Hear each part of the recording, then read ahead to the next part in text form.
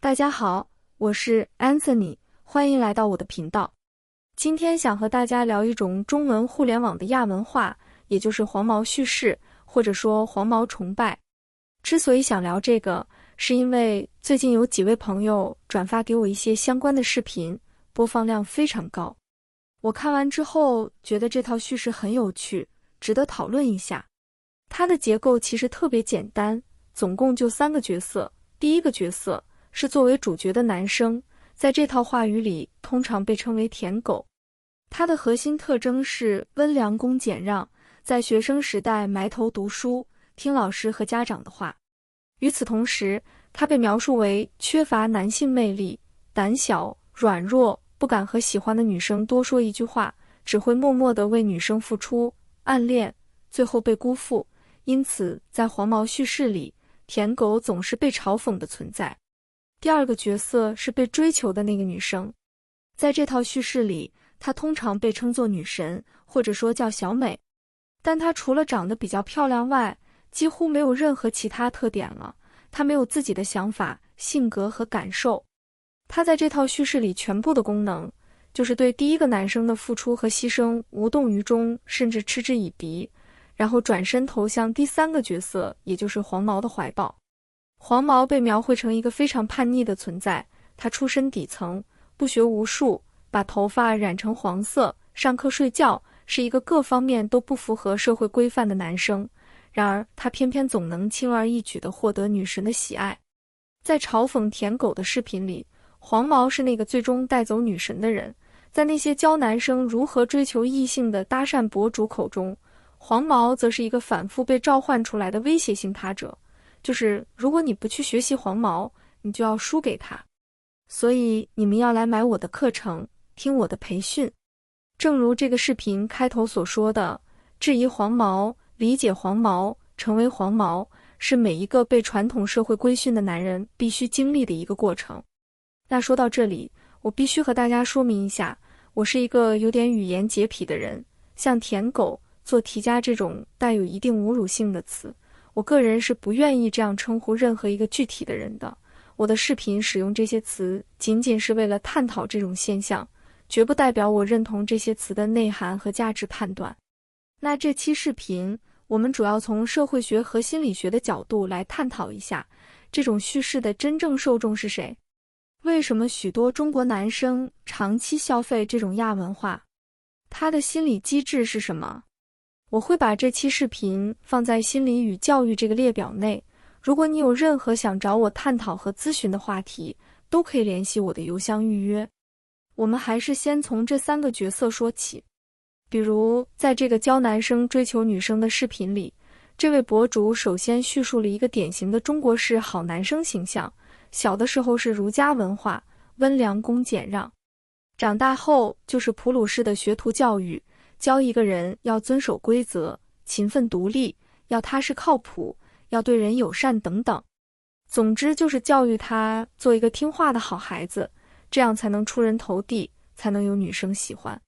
然而这套规训却扼杀了他的情感能力，因为年轻时候的全部精力都用来学习，在情感上反而相当贫乏。他没怎么和异性打过交道，没有人教他如何追求女生。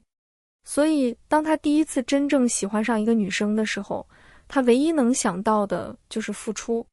给女生带早餐，帮女生跑腿办事，给她拎包，在女生不开心的时候默默地守在旁边，并认为自己只要足够努力真诚，就一定能换来回报。但结果通常只能换来女生发的好人卡，女生总是会喜欢上那个处处都不如她的黄毛。那么这类博主是如何解释这种机制的呢？通常他们是这样总结的：首先，他们认为女性是慕强的，但这个强并不在于你的收入、学历、相貌，这些都不是女性真正在意的，关键在于你在女性面前的态度。因为你太乖了，习惯性的接受父母、教育体制和社会的规训，习惯于做一个好人、老实人，不敢释放自己的攻击性。而黄毛虽然哪都不如你，但黄毛从小就不读书，不听老师的话，一言不合就骂人打架，在学校里往往是刺头，因而保留了一种近乎本能的自我中心。黄毛不会讨好任何女生，所以他和女生相处的时候，从不把自己的姿态放低。而你太懂得替别人着想了，你一遇到喜欢的女生，就开始把对方的感受放在自己之上，这就是你失败的全部原因。那说到这里，我想很多朋友可能会觉得这太胡扯了，胡扯到不值得反驳。按照这个逻辑，一个一无所有的男性，只要表现得对女性足够轻蔑和傲慢，他就是强者，就能轻而易举地获得女性的喜欢。而一个拥有学识、财富、责任感的男人，只要在喜欢的女性面前流露出一丝的讨好或者紧张，他就立刻会被视为弱者，注定被吸血、羞辱和抛弃。女性在这种叙事里完全不具备任何心智，更像是一套由简单的条件反射支配的机器，就是你对女生越好，她就越鄙视你，你对她凶，她就崇拜你。问题是，如此离谱的理论为什么会在中文互联网长期有受众呢？这些博主所贩卖的这些吸引和追求女生的课程，如果都是这些内容，是怎么能够让许多男性反反复复消费的呢？我们很难想象有人会真的在现实中实践这套东西，因为它只会让当事人遭到更多女性的讨厌。实际上，这个行业更像是一群男性给另一群男性做的心理按摩，因为这些博主把所谓的成为强者的标准降低到了一个近乎为零的程度，你只需要学会蔑视女性，你就立刻是强者了。他们购买的与其说是吸引女生的能力，不如说是即将拥有吸引女生的能力这种感觉本身。而这种感觉只有在他们尚未真正尝试的时候才能维持。一旦真去尝试，负反馈会立刻把幻觉击碎。所以这个产品的特点就是让消费者永远在准备，永远不出手。而且这种感觉只能由另一个男性博主来创造。这些博主在视频里扮演的角色，就是一个摆脱了舔狗状态的觉醒者，一个看透了女人本质的过来人。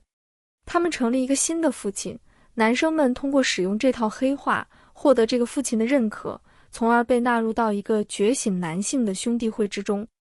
正如我们在去年那期讨论软色情与擦边文化的视频里所说，许多男性看似是在表达自身对女性的性欲望，但实际上是为了契合男性共同体的共识，也就是努力使自己符合男性群体的行为规范，并通过这种行为来强化自己在男性群体中的身份。这就是赛吉维克所说的男性同性社会性欲望，也就是男人之间的关系常常通过对女人的共同言说来建立，女人在这种结构里只是一个用来让男人们彼此连接的中介物。这些 PUA 课程就是一个典型的例子，整个过程就是一个父亲在炫耀自己，展示自己的性资源有多么丰富。他不断地强调，一个男人只要摆脱了舔狗心态，就会收获源源不断的女性的喜欢。这套简单粗暴的叙事吸引另一群男生的崇拜，这些男生认同这个强大的父亲，渴望获得父亲的力量。而女性甚至不需要真实出场，它只是一个让男性有理由聚在一起的符号。因此很遗憾的是，他们对真实的女性并没有兴趣，至少没有他们认为的那么有兴趣。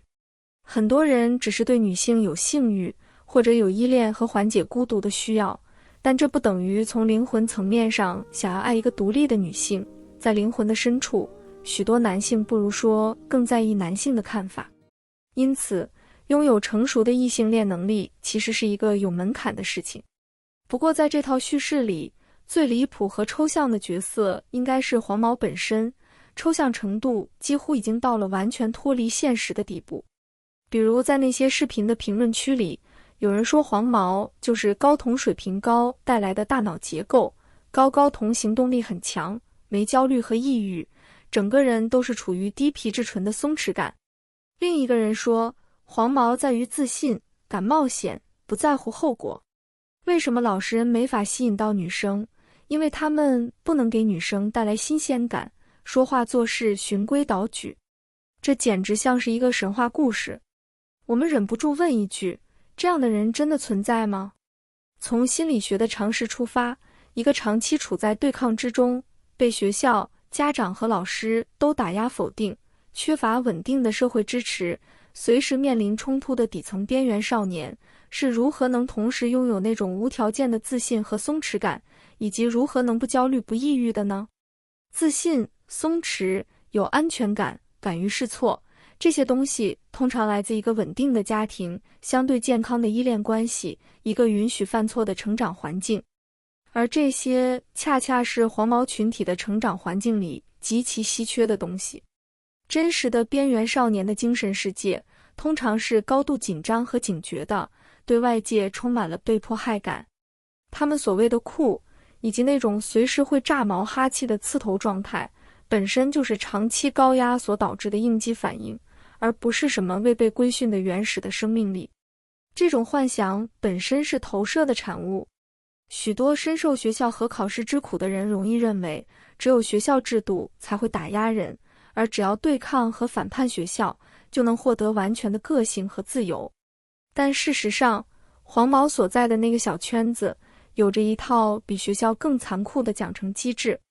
在正统的学校体制里，规训权力至少颁布了一套相对明确的规则，虽然很压抑，但也带来了一定的确定性。而在边缘群体构成的小圈子里，权力的运作更接近丛林法则。为了证明自己属于这个小圈子，你必须要表现得酷，必须不在乎学习，必须纹身、打架，当一个坏孩子，彰显自己所谓的男子气概，而不能流露出对主流价值的任何眷恋，否则就会立刻被同伴排斥、霸凌和孤立。这是一种更加原始，也更加不自由的状态。卢梭曾经提出一个概念，就是高贵的野蛮人。就是说，人们容易幻想像野蛮人那样未被文明污染的群体才是自由和充满活力的。因为文明的建立本身就是以压抑和克制人的原始本能为代价的。那些在教育制度里感到自己被阉割的男生，潜意识里渴望找回失去的攻击性和性魅力，于是他们把黄毛给浪漫化成了一个突破文明禁忌的图腾。当然，未被这个体制规训和异化的人还有很多，比如一个成长于有教养和安全环境的孩子，一个真正从体制逃离出来又活得很好的人。但这些人对当事人来说太过遥远，遥远到无法想象。只有黄毛是那个自己看得见、够得着，可以用来投射未被规训之人的存在。因此，黄毛的形象必须保持模糊，他不能有具体的家庭背景，不能有具体的烦恼和软弱，因为一旦黄毛的身份变得具体，他就会暴露出更痛苦的人生底色，这样就无法进行投射了。那如果我们站在一个更宏大的视角来审视，就会发现这种对未被规训者的浪漫化投射，其实是一种贯穿了人类历史，几乎是反复发作的症状。每当一个社会的主流人群感到自己被某种文化或者文明所规训时，他们会自动从社会的边缘地带虚构出一个未被规训的他者，然后把自己丢失的那部分寄托在这个他者身上。比如白人对黑人的性想象，在相当长的一段时间里，白人主导的文化叙事里，黑人男性被描绘成一种近乎神话的存在，身体强壮，性能力旺盛，充满原始的生命力和攻击性。当西方社会的主流人群被职场纪律、理性和法律所约束时，他们感到一种高度文明化带来的压抑，于是他们把无法释放的本能、攻击性和欲望一股脑地投射到了黑人或者遥远而充满异国情调的东方之上。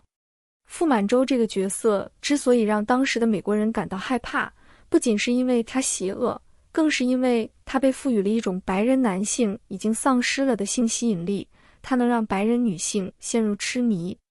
白人男性在高度发达的工业文明里被驯化得太彻底了，他们隐隐感觉到自己已经丧失了某种野性，而这种野性还存留在那个不文明的东方人身上。当然，东方也有自己的一套东方主义，比如作为中国主体民族的汉族将自己定义为现代的、理性的、工业化的，当然也是被高度规训的，而少数民族则被塑造成前现代的、感性的、身体性的。而我们今天在中文互联网上看到的黄毛叙事，当然也是同样的道理。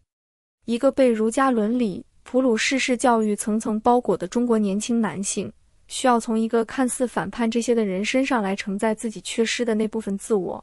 而黄毛就是他内心里的那个高贵的野蛮人。今天的视频就先聊到这里吧。如果你有任何的困惑和问题想和我交流，直接联系我的邮箱就好。比如你希望和我讨论某篇文章、某段话、某个视频、某种社会现象，或者你的日记，都可以提前把相关的文本发给我，我会在正式交流之前读完。或者你希望和我讨论你的人生经历、困惑和情感，都是可以的。如果你对隐私性、安全性、付款和通讯方式有任何疑问，也请及时告诉我。如果你无法付费或无法加入会员，也请联系我，我会提供其他方式。详情请参考这张图片。我会把这期视频放在心理与教育这个列表内，同时也推荐大家去看我这个列表内的其他视频。感谢大家的收看，再见。